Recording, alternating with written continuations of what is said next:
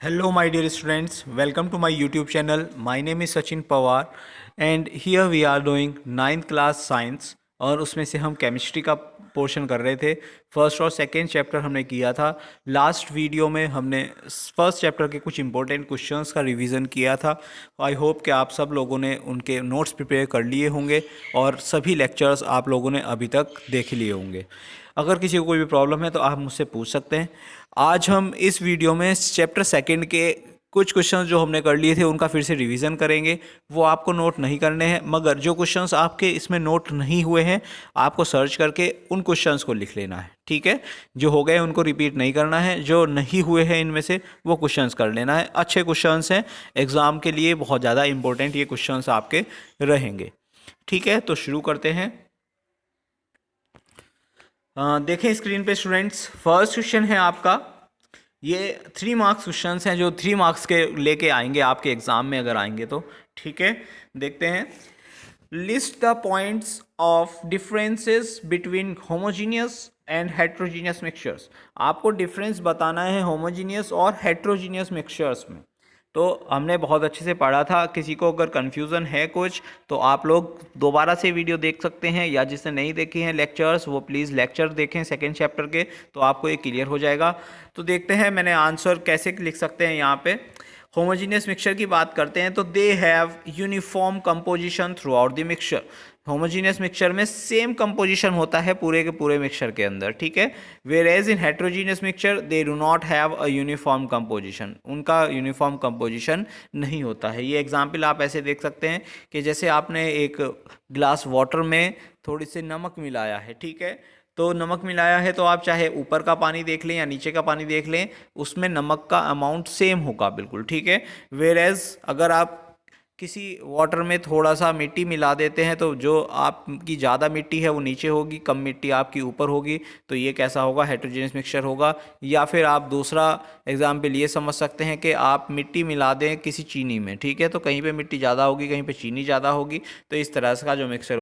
Next देखते हैं, how are sol solution and suspension different from each other. ये सभी एक दूसरे से डिफरेंट कैसे होते हैं, हमको इसमें डिफरेंस बताना है, सोल में, सॉल्यूशन में और सस्पेंशन में। तो मैंने लेक्चर में आपको बताया हुआ है, आज फिर से बता देता हूँ एक बार, आपको भूलना नहीं है, इंपॉर्टेंट चीज़ है। ठीक है, तो देखें, सोल, सॉल्यूशन और सस्पेंशन। सोल को कॉलाइडल सॉल्यूशन भी बोला जा सकता है, ट्रू सॉल्यूशन सॉल्यूशन को बोल सकते हैं। ठीक है, तो देखते हैं सोल की बात करते हैं तो it has disperse phase and dispersion medium. इसमें क्या होते हैं, डिस्पर्स फेज और डिस्पर्जन मीडियम होते हैं।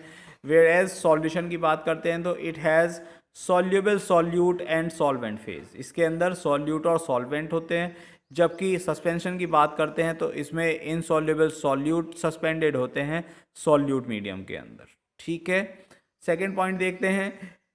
होल जो हैं वो होमोजीनियस की तरह दिखते हैं बट एक्चुअली होते हेट्रोजीनियस हैं। वेयर एज ट्रू सॉल्यूशन या सॉल्यूशन होमोजीनियस होते हैं और सस्पेंशन हेट्रोजीनियस होते हैं। ठीक है, पार्टिकल्स के साइज़ की बात करते हैं तो पार्टिकल्स का साइज सोल में 10⁻⁻7 से 10⁻⁻5 सेंटीमीटर तक होता है, जबकि सॉल्यूशन में पार्टिकल का साइज 10⁻⁻7 से छोटा होता है, जबकि सस्पेंशन में पार्टिकल साइज 10⁻⁻5 सेंटीमीटर से ज़्यादा होता है। ठीक है, सोल के पार्टिकल्स की बात करते हैं तो इनको हम with the help of electron microscope देख सकते हैं। सॉल्यूशन के पार्टिकल्स को हम नहीं देख सकते किसी भी तरह से, और सस्पेंशन के जो पार्टिकल्स हैं उनको नेक्ड आई से ही देखा जा सकता है। ठीक है, एग्जाम्पल आपको दिए गए हैं। एग्जाम्पल जैसे सोल का एग्जाम्पल गोल्ड हो गया, गोल्ड सोल या मिल्क ऑफ मैग्नीशिया। सॉल्यूशन का एग्जाम्पल शुगर सॉल्यूशन या सॉल्ट सॉल्यूशन, और सस्पेंशन का मडी वाटर या डस्ट स्टॉर्म। ठीक है, देखते हैं next question.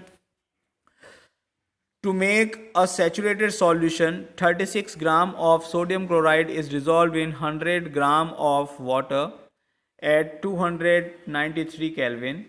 Find its concentration at this temperature. एक सेचुरेशन सॉल्यूशन बनाया गया है जिसमें 36 ग्राम सोडियम क्लोराइड डिज़ोल्व की गई है 100 ग्राम ऑफ वाटर में। ठीक है, तो उसका कंसंट्रेशन हमको कैलकुलेट करना है। हमने पढ़ा था कंसंट्रेशन क्या होता है, हमको अमाउंट निकालना होता है इसमें। तो मास हमें कितना दिया है, 36 ग्राम दिया गया है। मास ऑफ वाटर कितना है, 100 ग्राम है। तो टोटल सॉल्यूशन कितना हो जाएगा, 136। ठीक है, तो बस कंसंट्रेशन निकालने के लिए क्या फॉर्मूला लगाएंगे, mass of solute divide by mass of solution multiply by 100। तो 36/136 मल्टीप्लाई बाई 100 सॉल्व करेंगे तो क्या आ जाएगा, 26.47%। ठीक है, तो इस तरह से कंसंट्रेशन हम इजीली कैलकुलेट कर सकते हैं।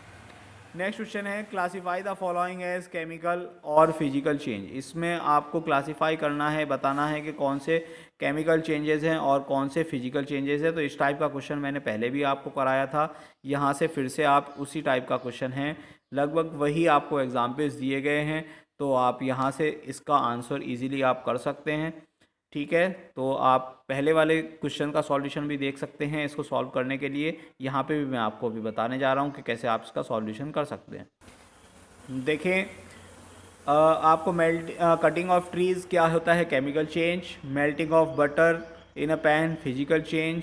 Rusting of almirah, chemical change. Boiling of water to form steam, chemical change, sorry physical change. Passing of electric current through water, और वाटर क्या होता है, ब्रेक डाउन हो जाता है जिसमें हाइड्रोजन एंड ऑक्सीजन गैसेज में, तो ये क्या होता है, chemical change. Dissolving common salt क्या होता है, फिजिकल चेंज।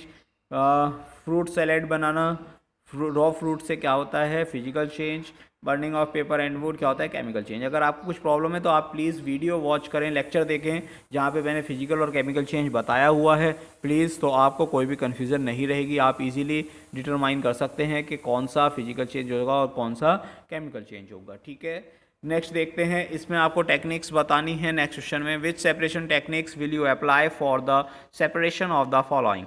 इनको सेपरेट करने के लिए आप कौन सी टेक्निक्स यूज़ करेंगे। तो आपने अगर जो लेक्चर नहीं देखा है, ये भी तो लेक्चर देखे, मैंने डिफरेंट टेक्निक्स को एक्सप्लेन किया हुआ है कैसे हम किसी भी चीज़ को सेपरेट कर सकते हैं। तो यहाँ पे कुछ एग्जांपल्स आपको दिए गए हैं और आपको बताना है कि उन जो टेक्निक्स हमने पढ़ी हैं उनमें से कौन सी टेक्निक्स यूज़ करके हम इनको सॉल्व कर सकते हैं। तो ज़्यादातर बच्चे ईजीली कर सकते हैं इसको।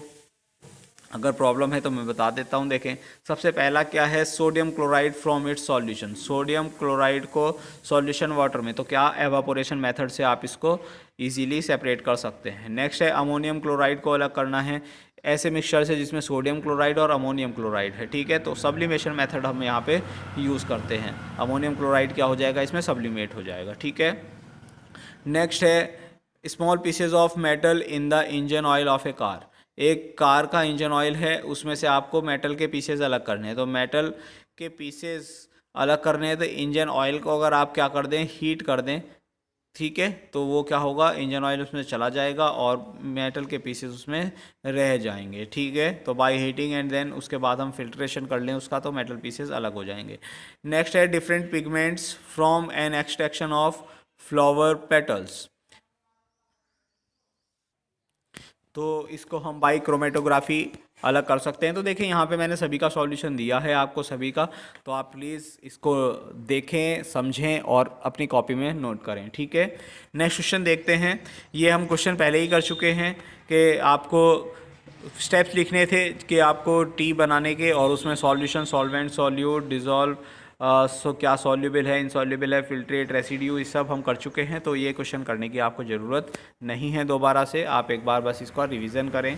ठीक है, नेक्स्ट क्वेश्चन है, Pragya test the solubility of 3 different substances at different temperature. अलग अलग टेम्परेचर पे उसने 3 सब्सटेंसेस का क्या किया, सॉल्युबिलिटी टेस्ट की, एंड कलेक्टेड द डाटा, और डाटा को इस तरह से इकट्ठा किया है, ये आपको नीचे दिया गया है। ठीक है, ये भी क्वेश्चन हमने पहले कर लिया था, तो आप एक बार फिर से अगर जो आप चाहें इसका तो देख सकते हैं। अगर समझ आ गया है पहले ही तो इसको ज़्यादा देखने की और ज़रूरत नहीं है। ठीक है, कॉपी में आपको दोबारा से नहीं करना है, केवल एक ही बार कर लेना है। ठीक है,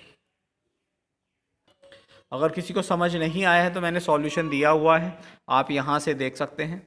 4 पार्ट हैं इसके, चारों पार्ट का सॉल्यूशन मैंने देखे यहाँ पे, ऑप्शन ए, बी, सी और डी, इन चारों पार्ट्स में इनका आंसर्स दिया गया है। तो आप प्लीज़ देखें, बहुत इजी क्वेश्चन है, कोई भी बच्चा कर सकता है। नेक्स्ट देखें, इनको आपको क्या करना है, एक्सप्लेन करना है। तो ये भी हमने एक्सप्लेन कर लिया था, हम ऑलरेडी अपने नोट्स में भी लिख चुके हैं, क्वेश्चन भी ये कर चुके हैं। सैचुरेटेड सॉल्यूशन क्या होते हैं, प्योर सब्सटेंस क्या होते हैं, कॉलॉइड क्या होता है, सस्पेंशन क्या होता है। देखिए मेरा आज दोबारा से इनको कराने का मोटिव क्या है कि मैं आपको ये बताना चाहता हूँ कि ये काफ़ी इंपॉर्टेंट क्वेश्चंस हैं, आपको इनको ऐसे नहीं छोड़ देना है, ठीक है। जिसे समझ आ गए हैं तो बहुत अच्छी बात है, जैसे नहीं आए हैं वो समझें और इनको लर्न भी करना है आपको, ठीक है। इसीलिए मैं बार बार आपको दिखा रहा हूँ, ये क्वेश्चंस इंपॉर्टेंट है। तो सैचुरेटेड सॉल्यूशन की डेफिनेशन देखिए मैंने दी है यहाँ पे, आप यहाँ से नोट करें, इसको लर्न करें। प्योर सब्सटेंसेस क्या होते हैं, कॉलॉइड क्या होते हैं, सस्पेंशन क्या होते हैं, आप प्लीज़ इन सबको क्या कर लेना है, आपको लर्न कर लेना है, ठीक है। देखते हैं next question. Write a method to separate different gases from air. बहुत सारी गैसेस एयर के अंदर होती हैं, हमें पता है। अब उनको कैसे अलग करेंगे कि तो क्या मेथड आप उसके लिए यूज़ करेंगे, ठीक है। तो देखें, air is a mixture of various gases, हमें ऑलरेडी पता है। It can be separated from its various components bye frictional distillation. किसकी हेल्प से यूज़ कर सकते हैं, कौन सी टेक्निक, फ्रैक्शनल डिस्टिलेशन यूज़ करेंगे तो वहाँ से क्या हो सकती हैं, बहुत सारी गैसेस वहाँ से फिल्टर्ड आउट हो सकती हैं, उससे सेपरेट हो सकती हैं। देखिए कैसे। First compress and cool the air by increasing the pressure and decreasing the temperature. पहले हमको प्रेशर इंक्रीज करके और टेम्परेचर डिक्रीज करके उसको कंप्रेस करना है, ठीक है, और ठंडा कर देना है उसको। We obtain the liquid air, अब हमको क्या मिल जाएगी, लिक्विड एयर मिल जाएगी। Now allow the liquid air to warm up slowly in fractional distillation column. अब फ्रैक्शनल डिस्टिलेशन कॉलम जो होता है उसमें रख के उसको क्या करना, धीरे धीरे हम गर्म करना शुरू कर देंगे। अब वेरियस गैसेस जो हैं अलग अलग टेम्परेचर पे उसमें से क्या हो जाएंगी, अलग हो जाएंगी। The various gases separate from each other according to their boiling point. जो उसका बॉइलिंग पॉइंट होगा उस पर बॉयल होके उसमें क्या होंगी, फ्रैक्शनल डिस्टिलेशन में धीरे धीरे अलग होती चली जाएंगी। तो इस तरह से हम उसमें से सभी गैसेस को अलग कर सकते हैं। नेक्स्ट है what is a colloid and what are its types, और उसकी प्रॉपर्टीज़ क्या हैं, तो ये हम पहले ही कर चुके हैं।